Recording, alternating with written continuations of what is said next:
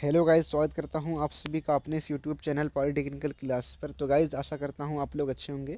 तो चलिए देखते हैं आज की इस वीडियो में पॉलिटेक्निक थर्ड सेमेस्टर इलेक्ट्रिकल या फिर इलेक्ट्रॉनिक्स ब्रांच में एक सब्जेक्ट पढ़ा जाता है जिसको हम इलेक्ट्रिकल इलेक्ट्रॉनिक्स इंस्ट्रूमेंट मटेरियल कहते हैं।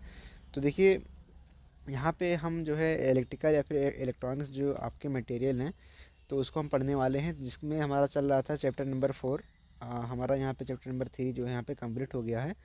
तो अब हम यहाँ पे चैप्टर नंबर 4 को पढ़ने वाले हैं। तो देखिए, लेक्चर नंबर 1 है चैप्टर नंबर 4 का। और आपको बता दें, जो आपका चैप्टर नंबर 4 है इंसुलेटिंग मटेरियल जनरल प्रॉपर्टीज़ के नाम से जाना जाता है चैप्टर। तो देखिए, इंसुलेटिंग मटेरियल के बारे में आपको पढ़ना है और इसकी जो सामान प्रॉपर्टीज़ क्या होती है इंसुलेटिंग मटेरियल की, उसके बारे में आपको जानना है। और आशा करते हैं आप इसके पहले के वीडियो को अच्छे से वॉच कर लिए होंगे और सारी चीज़ों को आप अच्छे से समझ लिए होंगे। और देखिए, आपका आपका जो एग्ज़ाम है इस बार जो है 15 मार्च से होने वाला, आपको पता ही है। तो एग्ज़ाम ऑफलाइन ही ज़्यादा चांस दिख रहे हैं अब, क्योंकि आपके कॉलेज भी अब इस टाइम खोल दिए गए हैं। तो इसीलिए ऑफलाइन चांस ज़्यादा दिख रहे हैं। तो देखिए, अब यहाँ पे हम देखते हैं चैप्टर नंबर 1 जिसका नाम इंसुलेटिंग मटेरियल है। तो इंसुलेटिंग मटेरियल क्या होता है, यानी कि विद्युत रोधी पदार्थ या फिर कुचालक पदार्थ क्या होता है।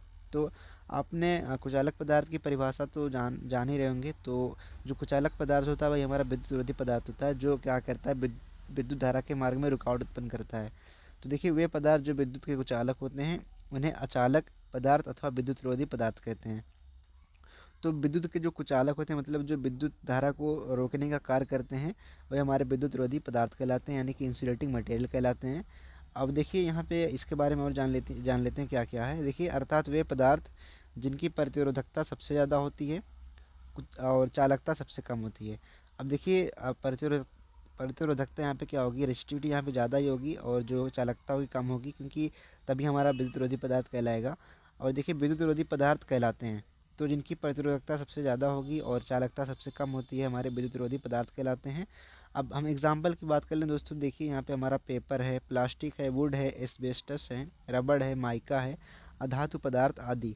तो ये सब हमारे क्या है, विद्युत रोधी पदार्थ हैं। पेपर आपने देखा होगा, प्लास्टिक भी देखा होगा, लकड़ी भी देखा होगा, एस्बेस्टस और रबड़, तो ये सारे हमारे विद्युत रोधी पदार्थ हैं। तो आपने इन सब नामों से आप परिचित होंगे, आशा करते हैं। और देखिए, अगर वीडियो अच्छी लगे तो वीडियो को लाइक करते चलें और दोस्तों में अपने चैनल को शेयर भी कर दें, ताकि वो भी इस वीडियो का फ़ायदा उठा सकें। और देखिए, आपका जो आगे का टॉपिक इसमें है कि कुछ महत्वपूर्ण परिभाषिक शब्दावली। तो देखिए, ये जो है काफ़ी इंपॉर्टेंट है। हम देखिए यहाँ पे जो आपको चीज़ें बता रहे हैं, आपके B T U P syllabus के अकॉर्डिंग ही चीज़ें यहाँ पे बता रहे हैं। तो उसमें आपके बुक में अगर कुछ ज़्यादा चीज़ें दी गई हो तो उस चीज़ से आप इसका जो है कंपेयर ना करिएगा, क्योंकि आपका बी सिलेबस के अकॉर्डिंग हम चीज़ें आपको यहाँ पे बता रहे हैं। तो देखिए, कुछ महत्वपूर्ण परिभाषाएँ पारिभाषिक शब्दावली हैं। तो क्या क्या शब्दावली हैं आपके एग्ज़ाम में, ये 2 नंबर में क्या है, हर बार पूछ लिया जाता है। तो आपकी जो पहली शब्दावली है कि विद्युत रोधी पदार्थ, तो विद्युत रोधी पदार्थ अभी आपने पढ़ा क्या होता है। तो देखिए, इलेक्ट्रिक इंसुलेटिंग मटेरियल क्या होता है, यहाँ भी आप समझ लीजिए क्या होता है कि वे पदार्थ जो विद्युत धारा का विरोध करते हैं अथवा विद्युत के प्रवाह में रुकावट उत्पन्न करते हैं, विद्युत रोधी अथवा विद्युत अचालक या फिर विद्युत कुचालक पदार्थ कहलाते हैं। देखिए, 3 नाम है इसके, विद्युत रोधी नाम है, एक विद्युत कुचालक नाम है, आप विद्युत अचालक भी कह सकते हैं, फिर कुचालक भी कह सकते हैं। तो 3 नामों से इस चीज़ को जाना जाता है कि जो धारा के मार्ग में क्या करें दोस्तों, रुकावट उत्पन्न करें, तो ये हमारे क्या कहलाएंगे, विद्युत विरोधी पदार्थ कहलाएंगे। एग्जाम्पल आपको पता है, रबड़ हो गया, लकड़ी हो गया, प्लास्टिक हो गया, एबोनाइट की छड़ हो गई, रबड़ हो गया। तो ये सारे हमारे एग्जाम्पल आप यहाँ पे देख ही रहे होंगे। तो इन सब एग्जाम्पल से आप परिचित होंगे, तो खैर इसमें कुछ बताने की ज़रूरत है नहीं। अब देखिए, आपकी जो दूसरी यहाँ पे परिभाषा यानी कि शब्दावली है कि क्षरण धारा। तो देखिए, क्षरण धारा क्या होती है दोस्तों, लीकेज करंट क्या होता है। तो देखिए, पढ़ लेते हैं थोड़ा सा कि जब हम किसी विद्युत रोधक के समांतर साधारण वोल्टता लगाते हैं तो उसमें धारा का प्रवाह नहीं होता है, लेकिन जब निर्धारित वोल्टता से ज़्यादा वोल्टता लगाते हैं तब इसमें धारा का प्रवाह होने लगता है। तो देखिए, यहाँ पे 2 कंडीशन बताई जा रहे हैं कि जब हम विद्युत रोधक जो हमारा पदार्थ होता है, अगर हम मान लेते हैं कोई भी हमारा विद्युत रोधक पदार्थ है जो क्या कर रहा है, धारा के मार्ग में रुकावट उत्पन्न कर रहा है। तो अगर हम मान लेते हैं कोई विद्युत रोधक हमारा पदार्थ है, ये मान लेते हैं हमारा कुचालक पदार्थ है या फिर विद्युत रोधक कह सकते हैं, विद्युत रोधक ये हमारा पदार्थ है। अगर हम यहाँ पे वोल्टेज अप्लाई कर रहे हैं दोस्तों, यहाँ पे अगर हम मान लेते हैं वोल्टेज अप्लाई कर रहे हैं प्लस और माइनस करके, तो क्या होगा कि इसमें कोई धारा नहीं फ्लो होगी। मतलब जब निर्धारित वोल्टेज मान लेते हैं हम, क्या है कि 5 वोल्ट अप्लाई कर रहे हैं और आई इसमें फ्लो नहीं हो रही है, इसमें आई जो है इक्वल टू जीरो है, मतलब आई का मान जीरो है। अगर हम यहाँ पे बात कर लें कि हमारा विद्युत चालक पदार्थ वही है और इसमें हम क्या कर रहे हैं कि 5 वोल्ट से ज़्यादा ले रहे हैं। हम देखें यहाँ पे प्लस हमारा है और यहाँ पे माइनस है, और हम यहाँ कर रहे हैं कि 5 वोल्ट से ज़्यादा की वोल्टता ले रहे हैं, 5 वोल्ट से ज़्यादा। अब देखिए क्या होगा दोस्तों कि जब हम निर्धारित वोल्टता से ज़्यादा वोल्टता लेंगे तो क्या होगा कि इसमें आई का वैल्यू आ जाएगा, मतलब आई जो है फुल होना फुला आई जो है जीरो के बराबर नहीं होगा, मतलब इसमें आई का जो मान हो जाएगा कुछ ना कुछ रहेगा। तो वही चीज़ है कि जो धारा, मतलब ये जो आई जो प्रवाहित हो रही है इसमें निर्धारित वोल्टता से ज़्यादा वोल्टेज अप्लाई कर रहे हैं हम इसमें, तो क्या हो रही है हमारी आई धारा फुल हो रही है, तो वही हमारी क्या है, क्षरण धारा है। तो इस चीज़ को आप समझ सकते हैं इस रूप में। और देखिए यहाँ पे हमने आपको समझा रखा, तो खैर इसमें आपको पीडीएफ प्राप्त कर लेना है, तो पीडीएफ से भी आप अच्छे से समझ पाएंगे। तो इसीलिए हमने देखिए यहाँ पे लिख भी दिया है कि देखिए जब हम वोल्टेज निर्धारित कर रहे हैं तो यहाँ पे देखिए हमारा ये इंसुलेटिंग मटेरियल हमारा है, और यहाँ पे जब हम वोल्टेज अप्लाई कर रहे हैं, निर्धारित वोल्टेज अप्लाई कर रहे हैं, देखिए यहाँ पे हमने लिखा भी है। तो आई यहाँ पे फॉलो हुई, और जब आई यहाँ पे क्या आई का मान यहाँ पे जीरो ही रहा, मतलब इसमें आई का धारा, आई मान की धारा इसमें फॉलो नहीं हुई। अब देखिए जब हमने वोल्टेज निर्धारित से ज़्यादा वोल्टेज लिया, यहाँ पे आप देख सकते हैं स्पीकर में, तो ये हमारा कुचालक पदार्थ है। और देखिए यहाँ पे आई धारा फुल हो रही है, मतलब आई का मान जीरो के बराबर नहीं है, कुछ ना कुछ आई का वैल्यू है। तो यही जो आई का वैल्यू कुछ ना कुछ है, वही हमारा क्या कहलाएगा दोस्तों, क्षरण धारा कहलाती है। तो हमने वही चीज़ यहाँ पे लिखा था कि जब हम किसी विद्युत रोधक के समांतर वोल्टता लगाते हैं, साधारण वोल्टता लगाते हैं, तो उसमें धारा का प्रवाह नहीं होता है, लेकिन जब निर्धारित वोल्टता से ज़्यादा वोल्टता लगाते हैं तब इसमें धारा का प्रवाह होने लगता है, इसे क्षरण धारा कहते हैं। तो आशा करते हैं आपको समझ में आ गया होगा क्षरण धारा क्या होती है। और देखिए क्षरण धारा जो आपकी होती है दो टाइप की होती है, आयनीकरणीय, और जो दूसरी आपकी होती है पृष्ठीय क्षरण धारा। एक आयनीकरण क्षरण धारा होती है, दूसरी आपकी पृष्ठीय क्षरण धारा या फिर पृष्ठीय लीकेज करंट कह सकते हैं, ऐसा भी आप कह सकते हैं। तो देखिए हम चलिए देखते हैं आयनीकरण क्षरण धारा क्या होती है, वैल्यूम लीकेज करंट क्या होता है। तो देखिए वैल्यूम लीकेज करंट क्या होता है कि वह धारा जो विद्युत रोधक के अंदर से, यानी कि आयतन से होकर गुजरती है, आयतनीय क्षरण धारा कहलाती है। तो इसको आप कुछ फिगर के माध्यम से समझ सकते हैं। देखिए यहाँ पे हमने फिगर के माध्यम से समझा रखा है कि ये हमारा मान लेते हैं कोई कुचालक पदार्थ है या विद्युत रोधी पदार्थ है।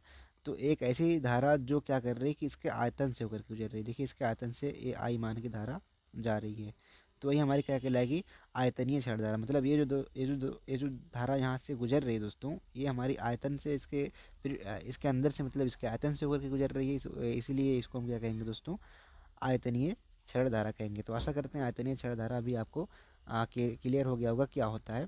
तो अब चलिए देखते हैं यहाँ पे जो आपका दूसरा है, आयतन प्रतिरोध क्या चीज़ इसमें होता है। देखिए आयतन प्रतिरोध क्या होता है, जिस प्रकार से आपने सिंपल प्रतिरोध के बारे में पढ़ा था, भी बराबर आई इंटू आर से, ओम के नियम से आर का वैल्यू यहाँ पे आपने भी अपान आई निकाला था। तो सेम इसी प्रकार से जब आप इसमें जो है इस फार्मूले को अप्लाई करेंगे तो आयतन प्रतिरोध आपका निकल आएगा। तो जैसे देखिए यहाँ पे हमने लिख रखा है कि किसी विद्युत रोधी पदार्थ में प्रयुक्त वोल्टेज भी तथा उसके प्रत्यक्ष आयतन के अंदर से होकर प्रवाहित होने वाली क्षण धारा आई भी के अनुपात को आयतन प्रतिरोध कहते हैं, आर भी जिसको हम बोलते हैं। तो आपको कुछ समझ में ना आया होगा तो बता दें आपको कि जो हम इस पे वोल्टेज अप्लाई कर रहे हैं, प्रयुक्त वोल्टेज इस पे जो भी अप्लाई कर रहे हैं, तो उसमें आयतन के अंदर से होकर के हमारी आई जो धारा गुजर रही है, मतलब इसको हम अगर आयतन से जा रहे हैं मतलब आई भी कह सकते हैं, आई भी धारा इसको बोल सकते हैं। तो इन्हीं का जो अनुपात है दोस्तों, इन्हीं का जो अनुपात है हमारा क्या कहलाएगा, प्रतिरोध कहलाता है। तो हमने देखिए वही चीज़ यहाँ पे लिख रखा है, आर भी बराबर भी अपान आई मेगा ओम। तो आशा करते हैं आप समझ गए होंगे कि आयतन प्रतिरोध क्या होता है। तो एग्ज़ाम में अगर आता है तो आप इसको अच्छे से लिख लेंगे और 2 नंबर आप प्राप्त कर लेंगे अच्छे से। तो अब चलिए देखते हैं आपका जो अगला टॉपिक था, यानी कि जो आपकी दूसरी धारा थी, पृष्ठीय क्षरण धारा। तो क्या होती है ये चीज़, तो देखिए पृष्ठीय क्षरण धारा क्या होती है, सरफेस लीकेज फ्लक्स क्या होता है या फिर करंट क्या होता है, वह क्षण धारा जो विद्युत रोधक के अंदर पृष्ठीय सतह से होकर गुजरता है। मतलब ऐसी क्षण धारा जो क्या होती है कि विद्युत रोधक के पृष्ठीय सतह से होकर गुजरती है, आप ऐसे भी कह सकते हैं कि पृष्ठीय सतह से होकर के गुजरती है, पृष्ठीय क्षण धारा कहलाती है। तो आशा करते हैं आप समझ रहे होंगे इस चीज़ को, और अगर नहीं समझ रहे तो फिगर के माध्यम से लिए आपको बताते हैं। देखिए यहाँ पे हमने फिगर बना रखा है, तो देखिए एकदम डाउटनेस रहिए, मतलब डाउटफुल ना रहिए। तो इसीलिए सारी चीज़ें आपको एकदम अच्छे से बता रहे हैं। देखिए सतह से होकर, देखिए यहाँ पे इसके पहले क्या था कि धारा आयतन वाले में ऐसे बीच में से जा रही थी, जबकि सतह से होकर के देखिए ये धारा यहाँ पे जा रही है सतह से होकर के। तो ये जब धारा यहाँ से आई जो फ्लो हो रही है, तो ये हमारी क्या कहला रही है, पृष्ठीय क्षरण धारा कहला रही है। तो ऐसा करते हैं आपको समझ में आ गया होगा पृष्ठीय क्षरण धारा क्या होती है। और देखिए इसको आई एस से प्रदर्शित करते हैं, तो हमने इसको यहाँ पे लिखा भी है कि इसको आई एस से प्रदर्शित करते हैं, और इसका मात्रक माइक्रो एम्पियर होता है। तो देखिए मात्रक भी एक नंबर में क्वेश्चन बन जाता है कि मात्रक क्या होता है। तो याद रखिए कि मात्रक माइक्रो एम्पियर होता है। तो एग्जाम में क्वेश्चन ऐसे पूछ सकता है कि पृष्ठीय क्षरण धारा का मात्रक क्या होता है, पृष्ठीय क्षरण धारा का मात्रक। तो दोस्तों आपको बताना है माइक्रो एम्पियर, या फिर आप इसको ऐसे भी लिख सकते हैं। तो ऐसे भी लिखा आ सकता है और ऐसे लिख कर भी आ सकता है। तो आपको समझना है क्या होता है, माइक्रो एम्पियर होता है। तो आशा करते हैं ये इतने टॉपिक आपको क्लियर हो गए होंगे। और अगर वीडियो अच्छी लगी तो वीडियो को लाइक करते चलें, और देखिए कमेंट बॉक्स में कमेंट भी कर दिया करें कि वीडियो कैसी बनी है कैसी नहीं है। तो जो भी कमियां हो उसको आप बताएं, तभी इसमें सुधार हो सकता है। और टेलीग्राम ज्वाइन कर लीजिए, वहाँ से इसका पीडीएफ मिल जाएगा आपको। और देखिए प्राविद्युत पदार्थ क्या होता है, डाई इलेक्ट्रिक मटेरियल्स क्या होते हैं।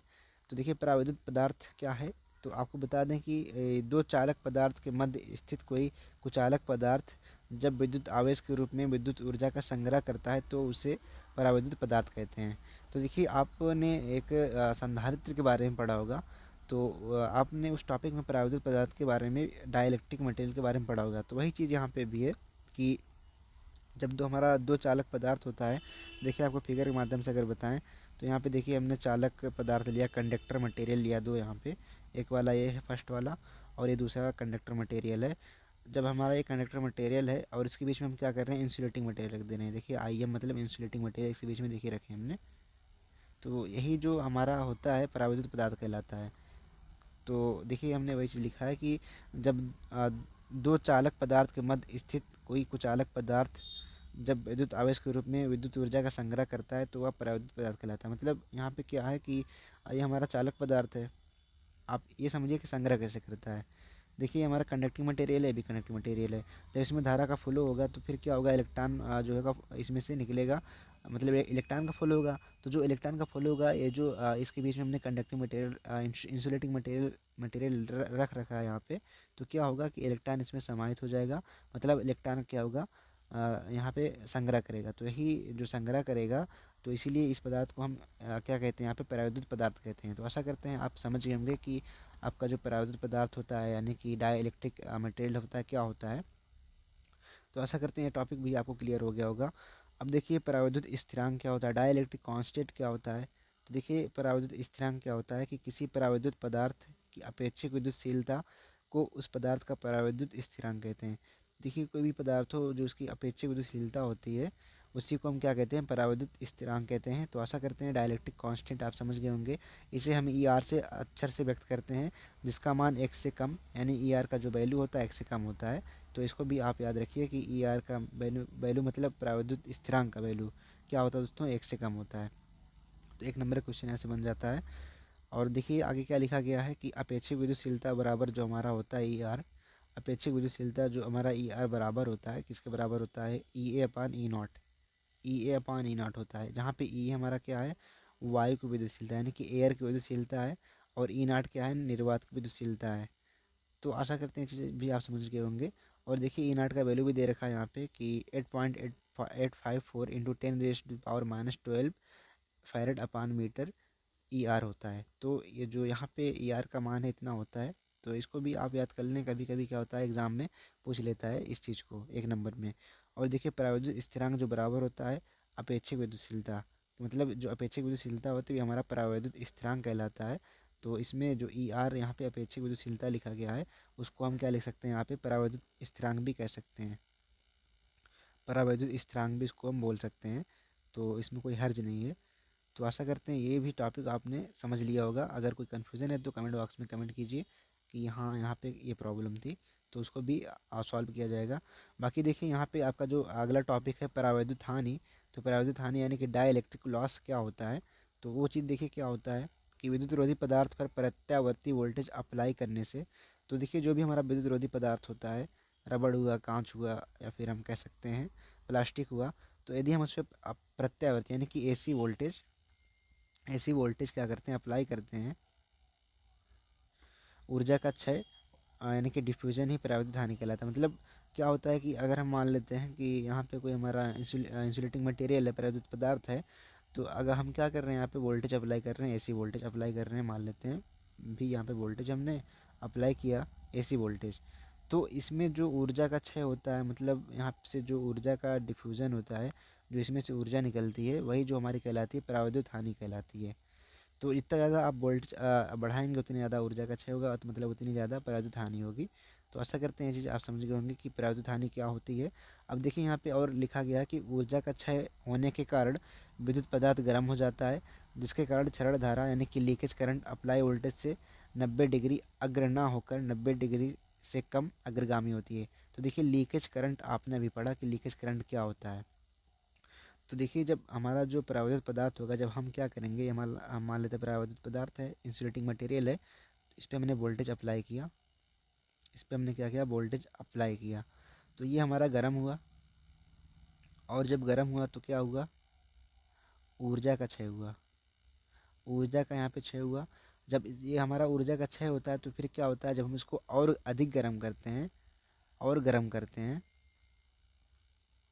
और गर्म करते हैं, तो इसमें धारा प्रवाहित होने लगती है, धारा प्रवाहित होने लगती है। तो ये जो धारा प्रवाहित होती है इसी को हम क्या कहते हैं, लीकेज करंट बोलते हैं। तो ये चीज़ हमने अभी इसके पहले बताया। तो यहाँ पे जो लीकेज करंट जो होता है दोस्तों, वो क्या होता है, अप्लाई जो वोल्टेज हम अप्लाई कर रहे हैं भी, इससे क्या होता है 90 डिग्री अग्र ना होकर, मतलब यहाँ पे देखिए रियल में 90 डिग्री होना चाहिए, पर 90 डिग्री ना होकर के 90 डिग्री से कम अग्रगामी होता है। तो वही यहाँ पे समझाया गया है। तो अभी इसको हम फिगर के माध्यम से भी आपको बता दे रहे हैं कि कैसे क्या होता है। देखिए यहाँ पे बता भी दे रहे हैं। तो देखिए यहाँ पे क्या हो रहा है कि जो हम वोल्टेज देखिए यहाँ पे निर्धारित, जब हम वोल्टेज अप्लाई कर रहे हैं तो 90 डिग्री है लीकेज करंट, पर हम जब क्या कर रहे हैं कि जब ताप ज़्यादा बढ़ा रहे हैं तो फिर क्या हो रहा है कि लीकेज करंट देखिए यहाँ पे आ गया, मतलब 90 डिग्री से कम हो गया। 90 डिग्री से क्या हो गया, यहाँ पे हम लिख सकते हैं इसको कि 90 माइनस फाइव, ऐसे लिख सकते हैं। यहाँ पे हम क्या कर सकते हैं, 90 माइनस फाइव लिख सकते हैं कि जो हमारी लीकेज धारा है 90 डिग्री से कम हो रही है यहाँ पे। तो वही चीज़ यहाँ पे समझाया गया था, तो आपने आशा करते हैं समझ लिया होगा वो चीज़। और देखिए यहाँ पे कुछ चीज़ें और लिखी हैं कि यदि किसी विद्युत रोधी पदार्थ की धारिता सी है और अप्लाई वोल्टेज भी है तथा सप्लाई आवृत्ति एफ चक्कर पर संख्या है, तो देखिए क्या होगा, पी बराबर भी आई कॉस फाई होगा। जो आपकी पावर होगी भी आई कॉस फाई, जो रियल पावर होती है आपकी ये होती है। फिर देखिए क्या होता है यहाँ पे कि आप देखिए यहाँ पे क्या हो रहा है कि 90 डिग्री से कम है अग्रगामी, लीकेज करंट जो 90 डिग्री से कम है यहाँ पे, तो इसीलिए क्या होगा कि फाई का मान यहाँ पे 90 माइनस थीटा हो जाएगा। तो जब हम यहाँ पे जो फाई हमारा है उसका मान 90 माइनस थीटा रखेंगे, तो फिर क्या होगा, यहाँ पे देखिए यहाँ पे थीटा ये चीज़ है, तो पी बराबर भी आई साइन थीटा कर लेते हैं इसको। और यहाँ पे देखिए कॉस थीटा हमने गुणा करा दिया ऊपर नीचे, तो ये हम ऐसा कर सकते हैं। तो साइन थीटा बटे कॉस थीटा टेन थीटा हो गया, और ये हमारा कॉस थीटा ही रहेगा। तो भी i tan theta into cos theta. अब देखिए हमारा, क्योंकि हम जानते हैं आई कॉस फाइव बराबर आई सी होता है, जो आई कॉस फाइव ये रियल में आई सी है, रियल में क्या है, आई सी है। तो इसी चीज़ को हमने यहाँ पे क्या लिखा है कि आई कॉस फाइव को हमने यहाँ पे आई, और कॉस फाइव को हमने आई सी यहाँ पे लिख दिया, तो आई सी हो गया। और टेन फाइव मतलब कि पी बराबर भी आई सी टेन फाइव हो गया। अब देखिए फाइव भी कह सकते हैं, तो यहाँ पे हमें थीटा इसको बोलना है, तो थीटा है, सॉरी। और देखिए चूँकि आप जानते हैं कि आई सी बराबर होता है भी अपान एक्स सी, आई सी बराबर क्या होता है, भी अपान एक्स सी, तो वही चीज़ यहाँ पे है। तो यहाँ पे हमने जो आई सी था वहाँ पे भी अपान एक्स सी रखा, तो भी स्क्वायर एक्स सी टेन फाइव हो गया। तो जब इसको और थोड़ा सा सॉल्व करेंगे, क्योंकि एक्स सी बराबर ही हमारा होता है 1/2 पाई एफ सी होता है, जब 2 पाई एफ सी का वैल्यू रखेंगे तो पी बराबर भी square 2 pi F C into ten five. तो शक्ति हानि जो निकल करके आई यहाँ पे वो हमारी ये होती है।